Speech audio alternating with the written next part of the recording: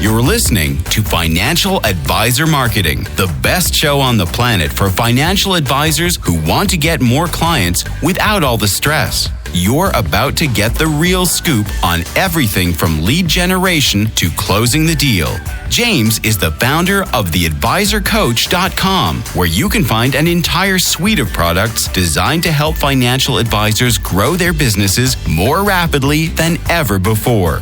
Now, here is your host, James Pollard. In this week's podcast episode, I'm going to chat with you about a little something I call the indirect path to success.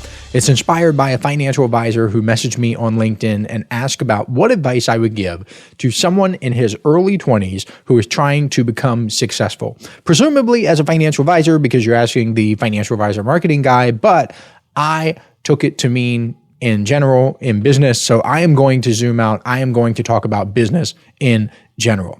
And the advice I gave to this young man might seem strange at first. So give me some time to explain. I told him to focus on himself first, meaning he should get his life in order. He should focus on his physical, mental, spiritual, and emotional health. Why? Because your business is merely a reflection of you. The results you get in business are based on the results you're getting in your personal life. Therefore, in this podcast episode, I want to break down all four of those things I just mentioned and expand on them for you. Physical health, the number one thing that I mentioned, it is important because it gives you the energy and the stamina to get things done. I'm going to be 100% honest with you here. This is where I could use the most improvement because even though I'm stronger than most men, my blood work is fantastic. I am still carrying quite a bit of fat. I am so far below my potential that it's disappointing. I'm going to tell you about one of the saddest days that I've had in recent memory. I found this notebook from more than a decade ago, a long time ago, where I used to track all of my workouts.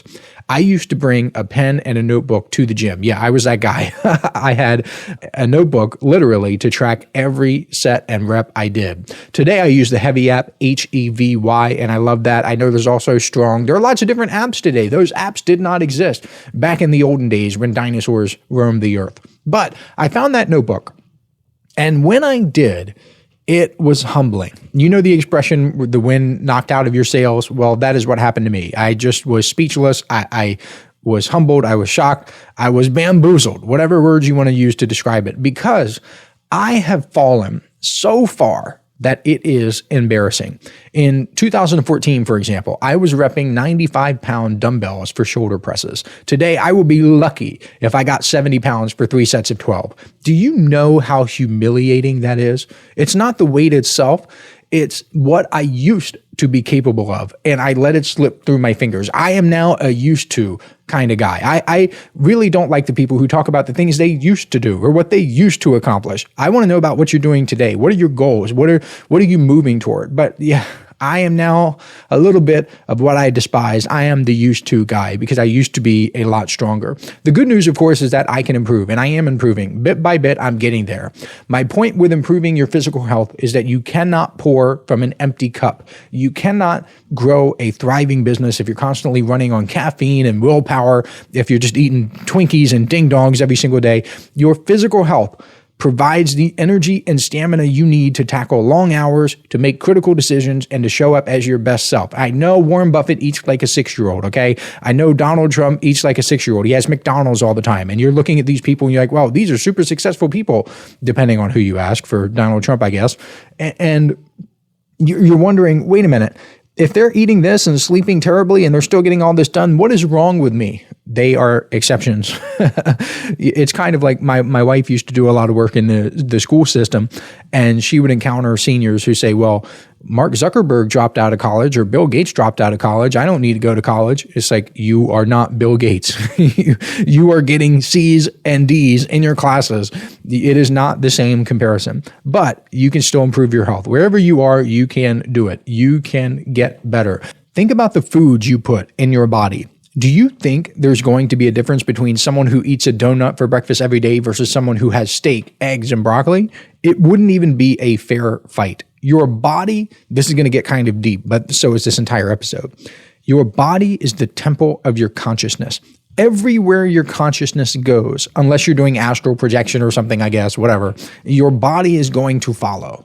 And since everything stems from your consciousness, it follows that you should keep a healthy temple as well. Mental health, next on the list. So physical and mental. Mental health is critical. Here are some crazy statistics. I know this is the Financial Advisor Marketing Podcast, but this is also the indirect path to success. And again, I want to stress that your business is a reflection of you. The success that you have in your marketing and your systems and your business and everything, it is because of you. It stems from your mental health, your physical health, your emotional health, your spiritual health. That's what we're talking about on this show. This is crazy to me. Buckle up. Nearly 1 in 5 American adults will have a diagnosable mental health condition in any given year. What in the heck? That is 20% of the population. I don't want to trivialize it. I don't want to diminish it at all. If that is you, then get help. Help is available. I just want to throw out there, that is an insane number to me. Another shocking statistic is that according to a 2023 Pew Research study, 63% of young men between the ages of 18 and 29 are single. There was another study done by Date Psychology, which found that, and here we go, this is nutty, 45% of young men between the ages of 18 and 25 had never approached a woman. Think about how crazy that is. If you have 100 young men aged 18 to 25 in a room, 45 of them will have never, not even once, approached a woman. What in the heck is going on? I bring that stat up because this young man asked me, he's about being in the early 20s and trying to be successful. I've only been in one relationship since I was 16, so I can't really talk much here.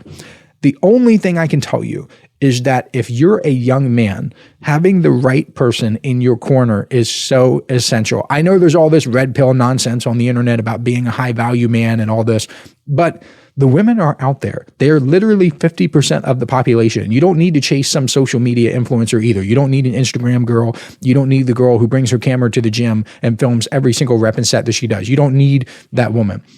There are probably there certainly are, probably or certainly beautiful women all over the country in restaurants and libraries and bookstores and volunteer groups, literally waiting to be approached. In fact, that same study I just referenced found 77% of women in that age category want to be approached by men. I just think it's nuts. It's mind-boggling that, 45% of men aged 18 to 25 have never approached a woman? How in the world can you expect to grow a successful business? Approaching a woman, at least in my opinion, it should be so much easier than going out and getting customers and clients and marketing and boldly going into the workforce in the capitalistic society. But maybe I'm the weird one here. Maybe I am just totally off my rocker with this. I just think it's crazy. Sometimes I will see these quote unquote alpha males and these influencers talk about how you should build first and then women will follow. I'm sorry, again, maybe I'm off my rocker, but I think that's super dumb. You should find a woman to build with you. And if you're a woman, the same goes for you. You should find a man with which to build. It's a magical thing, building together.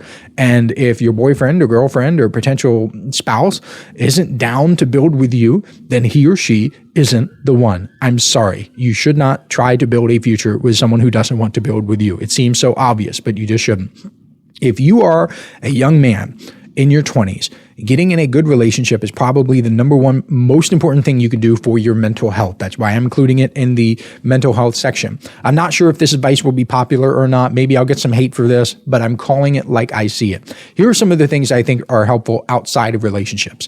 Meditation or mindfulness or whatever you want to call it. Basically, staying grounded and clear-headed. I don't purposefully sit down and meditate. I don't have a habit where every morning for 30 minutes, I'll sit and meditate. I don't do that. But I find myself doing what other people would call meditation all the time, where I just sit and I think. It could be by the water if I go to the beach. It could be in my room. It could be in my bedroom. It could be at the gym. It could be driving in the car with no music. And I've got the cruise control on one car, or I've got the autopilot on the Tesla. And I just sit there. And I think, of course, I pay attention to the road, but it is kind of meditation for me. Journaling is an important part of my life too. I think it's an important part of mental health in general. I personally like journaling because it allows you to process. It allows you to think about your thoughts, metacognition. It allows you to reflect on challenges. It allows you to plan ahead. Plus, it's really cool to be able to look back and see what you were doing and thinking years ago. I have notebooks where I have tracked stuff that I have done, accomplishments that I have accomplished, things that I have lost out on, the goals that I have achieved and not achieved. And I can go back through all of those notebooks and I can see exactly what happened in 2012, 2013, 2014, 2015. And it's just awesome to have that journey documented.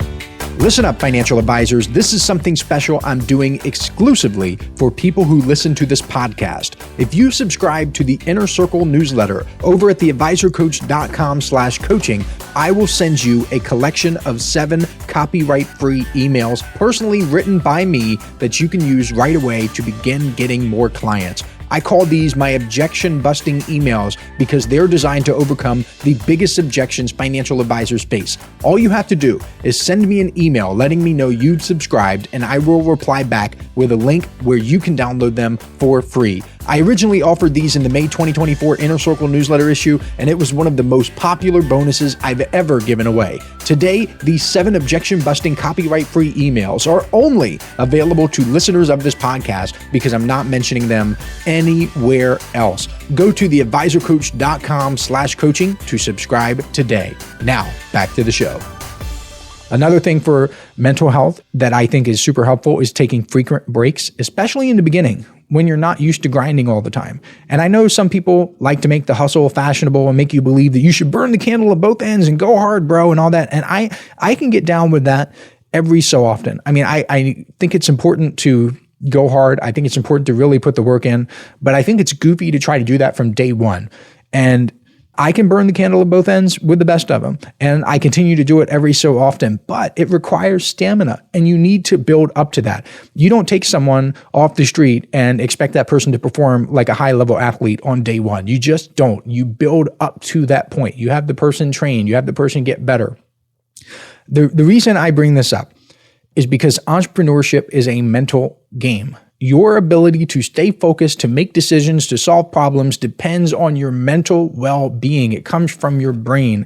When your mind is cluttered with all this stress and anxiety and overwhelm, it's like you have fog all around you. You will struggle to see the next step, let alone the big picture. That is why mental health is so important. Spiritual health was next on my list.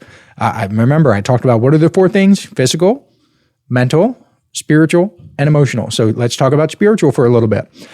I remember reading this study. I wish I could find the source. So my source, I guess, is Trust Me, Bro, where all of these atheists took lie detectors or lie detector test. When they were asked if they believed in God, they said no, because they're atheists. No, they don't believe in God. But the lie detectors still registered what they were saying as a lie for all of them. 100% of them, when they said, no, I don't believe in God, the lie detector said, you are lying. Now, that could be true. It could not be true. I just remember reading about it. I remember it's a study. It sounded superficial. I would like to recreate that. I'd like to see. If you know anything about that, please send information my way. Because I guess if someone truly has a belief, I don't know why it would register as a lie, but it's just kind of cool. Either way, whether that's true or not, it was a turning point in my life because it was something for me to think about. And it got me thinking about maybe there's something bigger out there. And another thing is I used to be big into the law of attraction. I read all the books, Abraham Hicks, Rhonda Byrne, Bob Proctor, Wallace Wattles. If you can name a law of attraction book written in the past 125 years, I probably read it. I used to be big on manifesting and visualization and all of that. Then I realized that all of the material, every single piece of it was downstream from the Bible. And that's one of the reasons why I'm just like, if you're reading these books, you might as well go directly to the source. And I recommend reading the entire Bible, whether you are a Christian or whether you're Jewish or not, whether you believe in any of it or not. You should still not let the sun set on your life without completing that task in your lifetime. Do I believe that we become what we think about as espoused in these law of attraction books? Yes and no, because if it was that easy, then I would have turned into a blonde woman when I was 13 years old. So it's not entirely true. But I do believe it's obvious that we think about the things we want and, if possible, take conscious and unconscious action toward achieving those things. And I think it's important to understand that. I think it's important to understand that you do get the things that you think about most of the time if you take consistent action towards them or toward those things and you really don't give up. There are so many different factors in that. And that's one of the reasons why I believe setting goals is so important, because at least then you will set your intention. Oh, and by the way, here's something wild. I had this long multi-hour conversation with ChatGPT where I was just sitting down on my computer and typing back and forth, and then I would go on my phone, I would continue the conversation, I would use the voice mode. It was a long, deep conversation about free will and determinism and the law of attraction and spiritual growth. It was legitimately one of the most intense conversations I have ever had, especially because I asked it to support its theories with evidence and science and cite its sources. And I would check the sources because sometimes ChatGPT is just full of crap. And I would check it. I would make sure that it was right. And what I concluded from that conversation was this.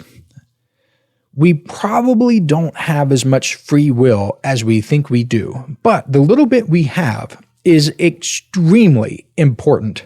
And apparently our intentions are critical. I'll be honest with you, that sent chills up and down my spine when ChatGPT started talking about the power of our intentions. Setting your intentions, it's the process of identifying what you want out of life. You focus your thoughts, energy, and actions to get what you want. That is your intention. You intend to do this thing. You intend to become a better marketer. You intend to get 20 clients this year. I don't know all the ins and outs. I'm not an expert on this, but apparently, according to ChatGPT in this super deep conversation about free will and determinism and philosophy and spiritual growth and all this stuff, apparently setting your intentions is one of the most important things you can possibly do as a human being. So back to my advice for a young 20-something, maybe a good piece of advice would be to set your intentions. Get clear on what you want out of life. And while you're at it, at least ponder the idea that there's more to life than what you can observe with your eyes and ears. That's all I'll say about that for now. And finally, we have emotional health. Again, what are the four parts? Physical, mental, spiritual, and emotional. Emotional health is important because business comes with setbacks and disappointments and stressful moments. So you need to be resilient. You need emotional health. And emotional health is what helps you get through those storms without losing your momentum. I'm sure you've experienced days where bad things happen and kind of derail your momentum.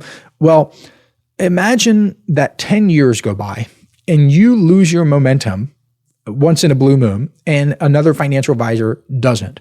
That other financial advisor is going to have such an advantage over you because of this one aspect. That's why emotional resilience is so crucial. I am not even close to being an expert on emotional health. I don't want to position myself as being one, but I can tell you that as a business person, strong emotional health is like a ship with a steady anchor. Those are the sorts of people who remain calm, they're composed, even in life's choppy waters. Why do I call this the indirect path to success? Because again, your business is a reflection of you. As you work on yourself, your business will probably improve too. I actually don't think you can avoid it. I think that your business has to get better if you get better, but I'm sure there are exceptions. I'm sure people will fight me on this. When you prioritize your physical, mental, spiritual, and emotional health, you will show up as a more balanced, a more focused, and a more energized version of yourself. That is not just good for you. If you think about that, you realize it's good for your business. If you're physically healthy, you'll have enough energy to handle your workload. If you're mentally sharp, you'll make better decisions, you'll stay productive. If you're spiritually aligned, you'll stay connected to your purpose. And if you're emotionally resilient, you'll get through challenges that come your way. I want to share this lesson I learned from Zig Ziglar. I'm currently listening to a bunch of Zig Ziglar audiobooks, and they are fantastic. In one of them, he said to visualize an employee with all of the characteristics of a great employee. So if you were just picturing the best person to work for you, what characteristics would that person have? I want you to do this exercise. What are some of the characteristics of a great employee? What comes to mind? Maybe you are thinking of honesty, maybe loyalty, proactivity, like the ability to fix things without being asked. Can you do something without someone breathing down your back? Stuff like that. What are those characteristics? Well, let's go through each of the ones that I named. Is honesty an attitude or a skill? It's an attitude. What about loyalty? Is loyalty an attitude or a skill? I would say loyalty is an attitude. What about proactivity? The ability to fix things, to get stuff done without being asked. I would say that's an attitude too. We'll stop there. But even if you thought of another 50 characteristics, you would find that they are mostly attitudes. Okay, what about this? If you had all of those characteristics like honesty and loyalty and proactivity, would you also make a good employer? So you'd be a good employee, we agree on that, but would you make a good employer? Yes, right? Would you make a good parent? Yes. Would you make a good sibling? Yes. Would you make a good child? Yes. So my point is this, and I guess Zig Ziglar's point, the thing that makes you successful at nearly everything in life is really your attitude, not your skills. You can always get the skills. This is the Financial Advisor Marketing Podcast. I talk about the skill of marketing all the time. I have more than 300 episodes you can go back and listen to. I give the same information to tens of thousands of financial advisors, but some succeed and some don't. What makes the difference? I'm telling you right now, a huge part of it is the attitude the financial advisors bring to the table. Someone with a great attitude, someone who really wants to work on himself or herself, is going to be the one who is successful. So that is the indirect path to success. That is the advice I would give to a young 20-something who wants to be successful. Focus on yourself. Again, repetition is key. Physical, mental, spiritual, and emotional health. If you lock in and work on yourself, your business, at least in my experience, will have no choice but to improve. I will catch you next week. This is the podcastfactory.com.